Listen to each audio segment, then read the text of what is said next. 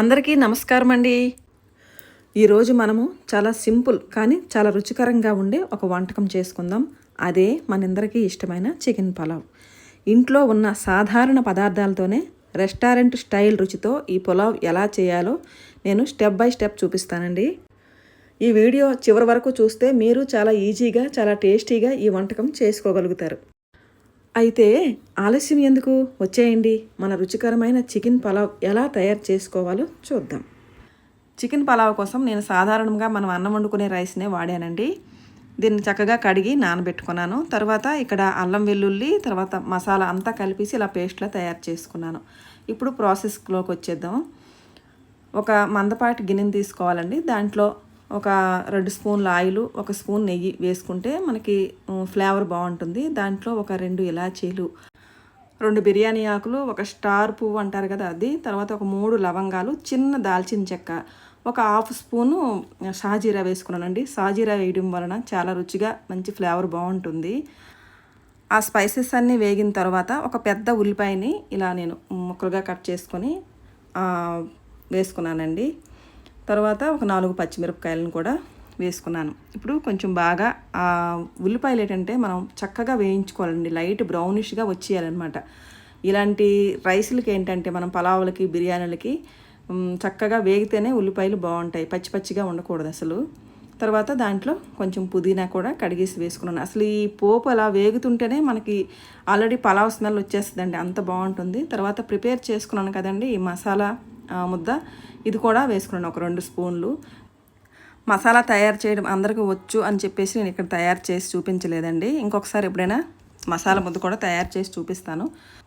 ఆ మసాలా ముద్ద కూడా కొంచెం పచ్చివాసన పోయేంత వరకు లైట్గా వేయించేసి అందులో ఇప్పుడు చికెన్ వేసేయాలండి.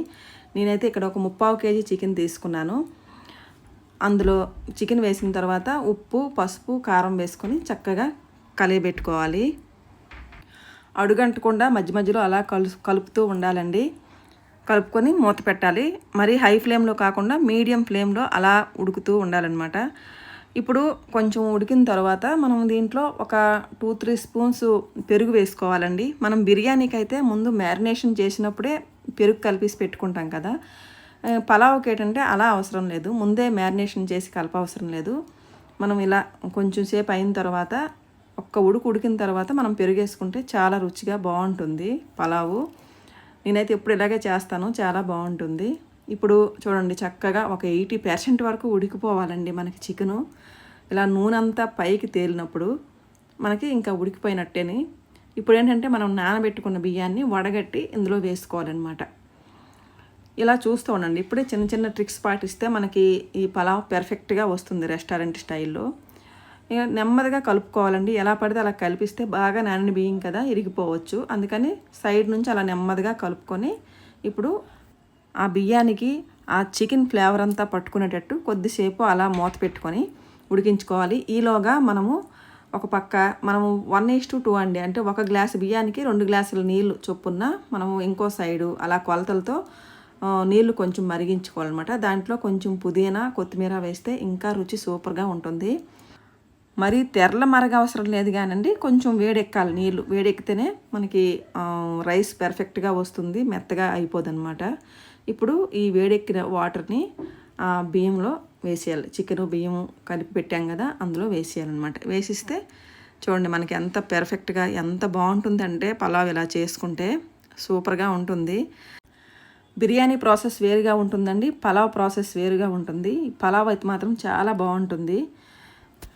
ఇప్పుడు ఇలా సగం ఉడికిన తర్వాత ఒకసారి ఉప్పు చూసుకోవాలన్నమాట ఈ స్టేజ్లో ఉన్నప్పుడు. ఇప్పుడు ఎందుకంటే మనం వేసిన ఉప్పు అంతా ఈ రైస్కి అంతా పట్టి మనకి ఇప్పుడు తెలుస్తుంది ఉప్పు సరిపోయిందా లేదనేది.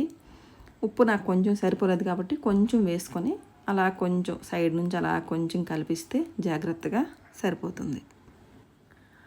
ఇప్పుడు మూత పెట్టుకొని చక్కగా సిమ్లో పెట్టాలండి. హైలో పెట్టేస్తే మనకి అన్నం ఉడకదు, మాడిపోతుంది కూడా. అందుకని సిమ్లో పెట్టి జాగ్రత్తగా అలా ఉడికించుకోవాలి. ఇప్పుడు మనం లాస్ట్లో ఇలా చూసుకుంటే అందరికీ ఆల్మోస్ట్ తెలుసు, ఎవరైనా తెలియకపోయిన ఉంటే నేర్చుకుంటారని. అలాగా మనం గరిటె పెట్టుకుంటే గరిటెకి అన్నం అంటకపోతే అయిపోయినట్టే. లాస్ట్లో కొంచెం కొత్తిమీర, పుదీనా వేసుకుంటే ఎంతో రుచిగా ఉండే చికెన్ పలావ్ రెడీ అయిపోయిందండి. చాలా రుచిగా ఉందండి. మీరు కూడా ఒకసారి ట్రై చేయండి. ట్రై చేసి తిని అప్పుడు నాకు కామెంట్ చేయండి.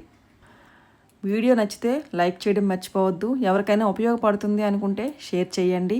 నా ఛానల్ని ఫస్ట్ టైం చూస్తుంటే సబ్స్క్రైబ్ చేసుకోండి.